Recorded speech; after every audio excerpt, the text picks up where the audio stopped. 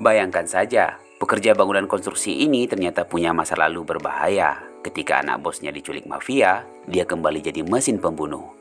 Berikut spoiler lengkap A Working Man. Langsung aja kita mulai.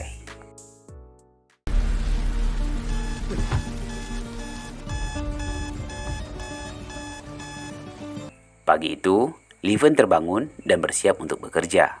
Leven Cat, mantan marinir, sekarang kerja bangunan konstruksi di Chicago.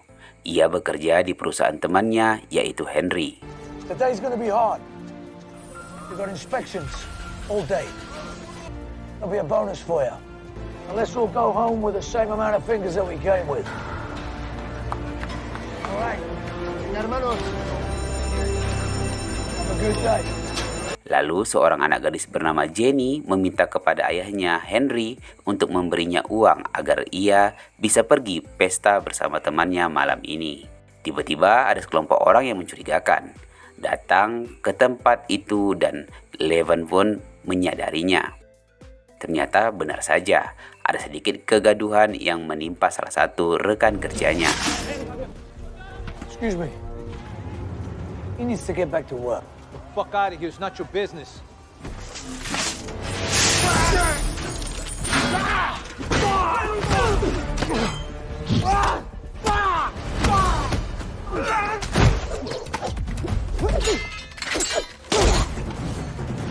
Tanpa basa-basi, Leven menghajar preman bau kencur itu dengan mudah dan memintanya segera pergi dan jangan pernah kembali ke tempat itu.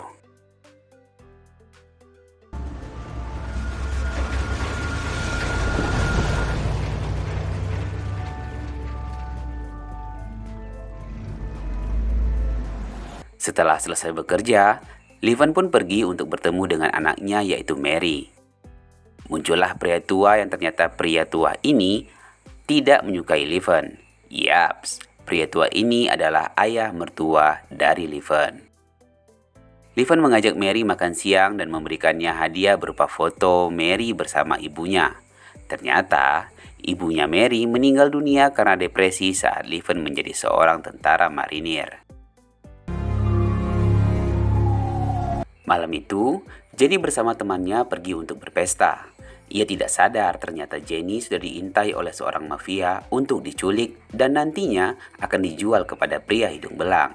Tanpa merasa curiga, Jenny tetap asik menikmati pestanya dan akhirnya Jenny pun diculik pada saat ia menemani temannya ke toilet.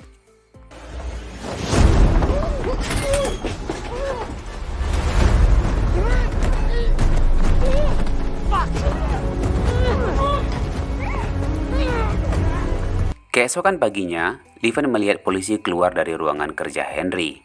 Lalu, Henry bercerita bahwa anak sematawayangnya hilang entah kemana. Dan Henry meminta bantuan Leven untuk mencari anaknya dan membayar $50.000, namun Leven pun menolak. Setelah itu, Johnny, it's me. Don't kill me. ya, Leven mengunjungi salah satu temannya yang dulu sama-sama seorang tentara.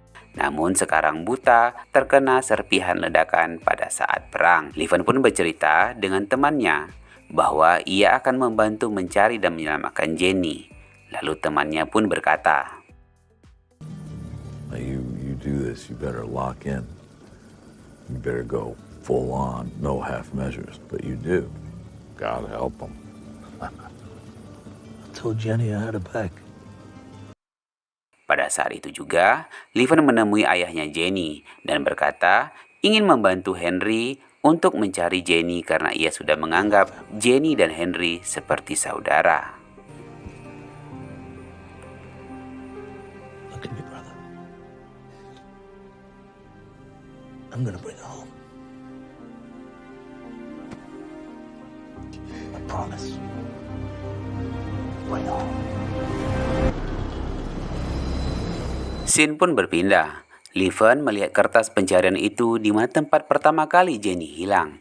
Saat itu, ia melihat seorang bartender sedang bertransaksi barang haram dan Leven mulai curiga kepada pria itu.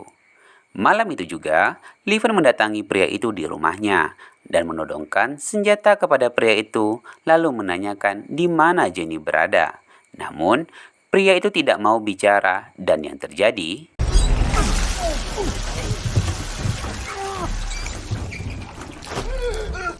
Your mind knows you're in the bathtub. It is just a wet towel. But adrenaline makes your heart race. So you burn more air. The nervous system tells you that you're drowning. Where are you, brother?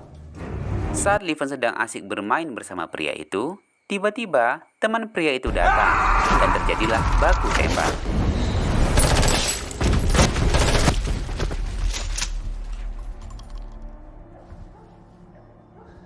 Ternyata, Liven tidak pergi dari rumah pria itu. Ia ingin melihat siapa saja yang terlibat. Lalu, tibalah seorang pria datang yang mana ia adalah bos dari pria yang dibunuhnya itu. Liven pun mengikuti bos pria itu ke rumahnya untuk silaturahmi.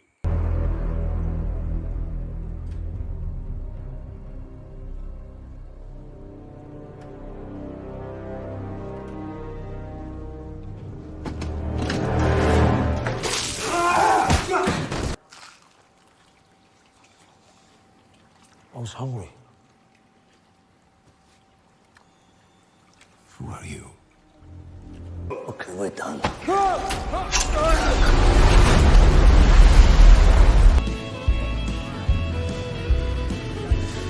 Setelah itu, Liven kembali ke sebuah kafe untuk mendapatkan informasi. Benar saja, ia pun dipertemukan dengan seorang gangster di kafe itu. Dan Liven berkata ingin membeli obat terlarang dan ia berniat ingin menjadi member prioritas. Lalu keesokan harinya, pria gangster itu meminta Liven untuk datang ke sebuah pertemuan dengan seseorang dan harus membawa uang untuk membeli obat terlarang itu.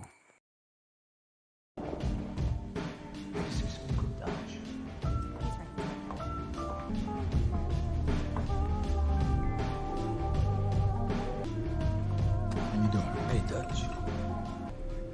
My name is Demi. Nah, kebetulan disinilah Liven bertemu dengan orang yang selama ini dicari.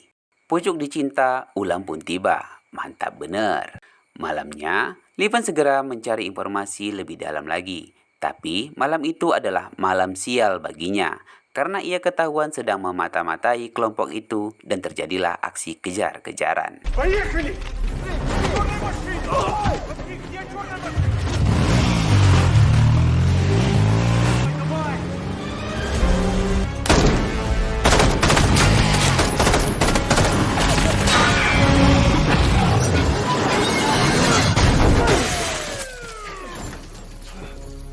Lalu, Liven pun menabrak mobil polisi. Dan ia segera meminta tolong kepada polisi tersebut. Ternyata polisi itu sudah sekongkol dengan mafia yang ada di tempat itu. Bukannya ditolong, malah ditodong. Seperti di Konoha saja. Di dalam mobil, Liven pun diikat. Dua pria cucurut itu tidak sadar bahwa ia menangkap orang yang salah. Karena dua cucurut itu akhirnya meninggal dunia.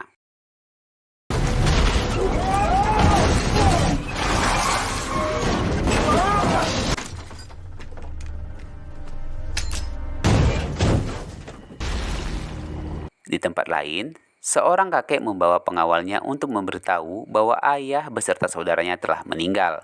Dan pengawal kakek tua itu mengeluarkan secarik kertas bahwa pria ini pelakunya.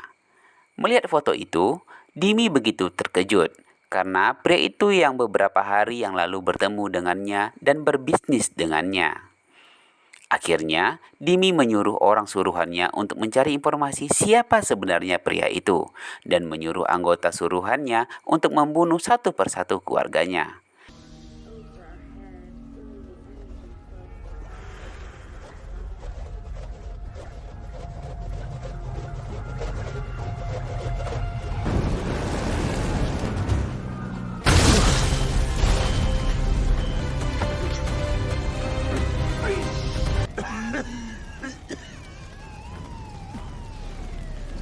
Karena Liven tidak ingin terjadi apa-apa dengan putrinya, ia pun menitipkan anaknya di rumah sahabatnya itu.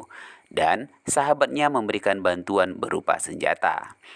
Di sisi lain, Jenny akhirnya lolos karena ia menendang senjata wanita penjahat itu dan mobil yang mereka kendarai menabrak pohon.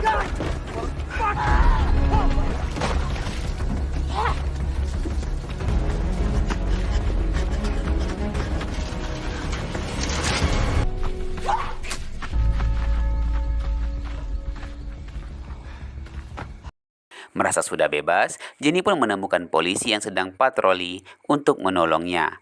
Bukannya ditolong, malah diserahkan kembali kepada penjahat. Miss me? Lalu, Liven mendatangi markas Dimi dan menghabisi semua pengawal Dimi dengan mudah. Seketika itu, Dimi menyandera seorang wanita, tapi itu semua sia-sia. Come closer and she dies. I figured that.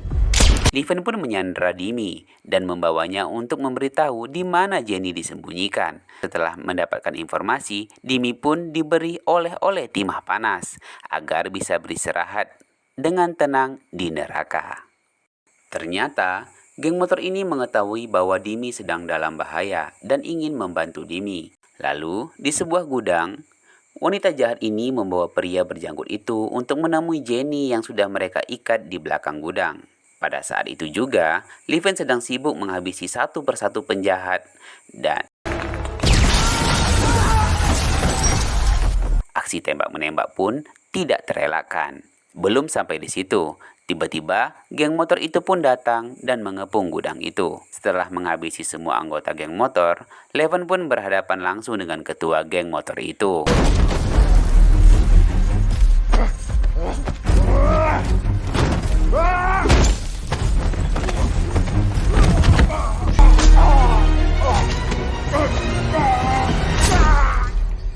My fight wasn't with you. I know, brother. Finish it. Leven mendengar suara jeritan Jenny dan mencari di mana suara itu berasal. Dan How dare you come in here?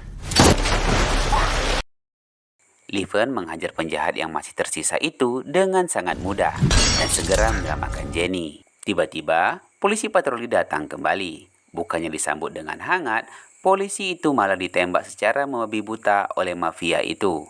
Hingga mobil polisi itu pun meledak. Mantap. Saking asiknya, penjahat itu terkejut melihat Leven dan menembakkan senjatanya tetapi meleset. Dua pria itu menembaki mereka secara membabi buta. Tetapi, Leven lebih cerdas dari yang mereka bayangkan.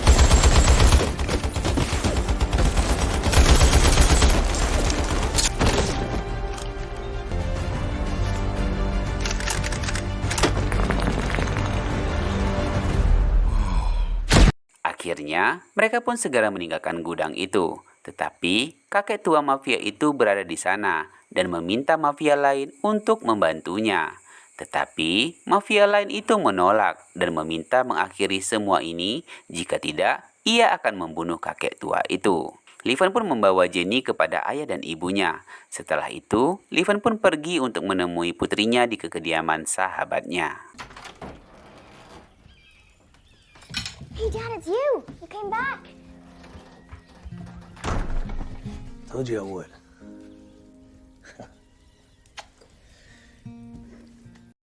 Sekian dulu cerita hari ini. Kalau mau spoiler film keren lainnya, jangan lupa like, subscribe, dan komen. Saya Rian, sampai ketemu di spoiler berikutnya.